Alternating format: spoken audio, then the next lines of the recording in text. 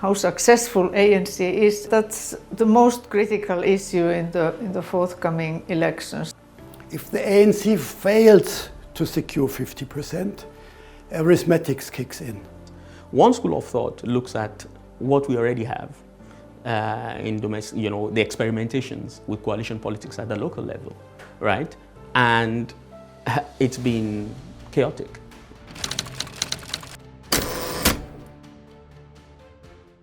One of the scenarios would be that the Democratic Alliance could negotiate sufficiently out of the ANC to join a government. But that would require huge compromises from the ANC. Foreign policy, economic policy, and related matters, so really fundamental issues.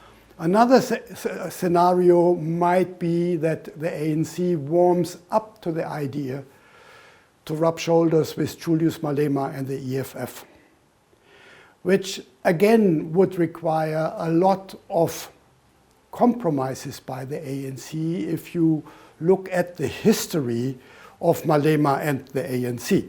And it would reinforce the image of a populist pseudo-radical narrative which includes xenophobia, homophobia, and other things which clearly collide with the civil liberties enshrined in the South African Constitution.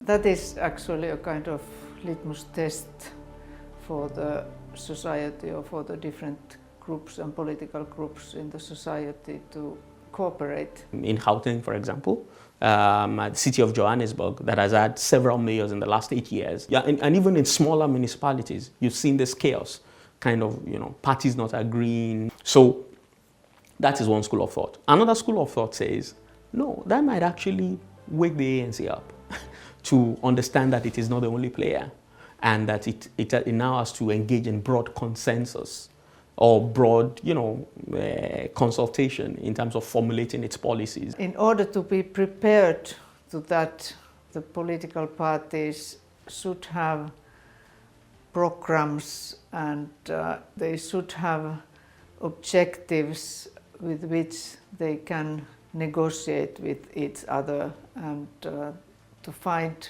compromises. Things are taken out of, the Luthuli House, for example, and brought to, the table of the coalition partners, that maybe we could see a change that could, wake the ANC up, jar it from its, inertia. Another school of thought would say the more things change, the more they remain the same. In politicians, elites, kind of sitting around the table and just protecting elite interest.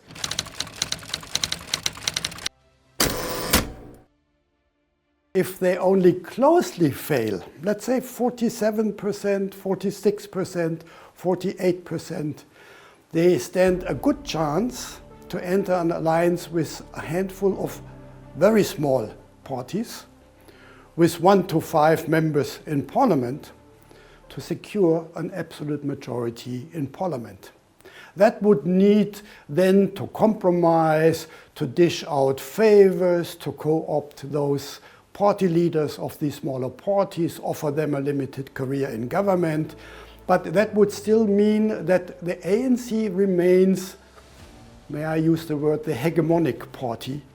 And I think what we are going to likely have element of all of the schools of thought, right? Element of, whether it will sharpen governance, because there are also parties. There are, so for example, Rice Mzansi, a party that is made up of, technocrats and, and there are movements also in terms of bringing opposition parties together to kind of challenge the ANC. So you have all this movement.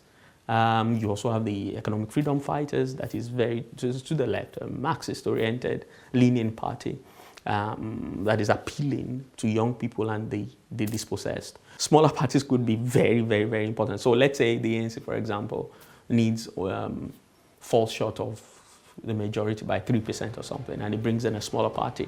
That smaller party, in fact, that could mean that smaller party has, a kind of a bigger weight or a bigger kind of influence in shaping domestic politics, not so much foreign policy objectives.